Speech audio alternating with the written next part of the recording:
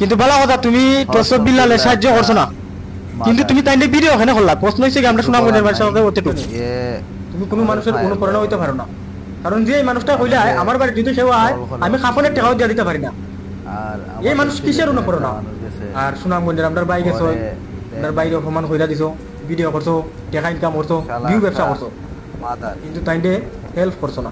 কি কইতাম কিছু বলার তোমার সাহায্য করার সামর্থ্য নাই, তুমি সাহায্য কইরো না। ভাই সিলেট থেকে গেছে কিন্তু তুমি সোশ্যাল মিডিয়া ভিডিও আপলোড কইরা তাইনের ইজ্জত কেন নষ্ট করলাই?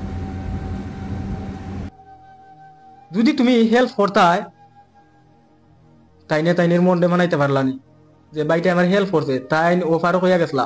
তুমি কিতা কইছো আমার বাড়ি যদি খেও আয় আমি খাফনের টাকাটাও দিয়া দিতাম পারি না, দিই না। তো ভাই কইলা যে ভাই আমি অফারও কই আইছি, তুমি কইছো কিতা তোমার মন নাই।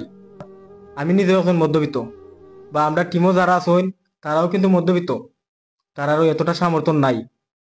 তো আমরার যে তো সমর্থন আছে আমরা তাইতে হেল্প করবো, আপনার যে তো সমর্থন আছে 1 টাকা ভারোন 2 টাকা ভারোন আপনারা হেল্প করবা, তাইনের বিকাশ নাম্বারটা দেওয়া আছে, আপনারা হেল্প করবা। আর তাইনের জীবন কাহিনী আপনারা তো শুনলাই। আসলে আমি নিজেও ঠিক থাকতাম পারছি না, এই কারণে ভাইয়ের সাথে আমি দেখা করছি, ভাইয়ের সাথে সাক্ষাৎ করছি। সাক্ষাৎ করার পরে আমি বর্তমানে আছি জগন্নাথপুর, আমার গ্রুপের বড় ভাই রফিকুল ভাই তাইনের অফিসের মধ্যে। তো আপনারা যে তো ফারুকা হেল্প করবা। আসসালামু আলাইকুম।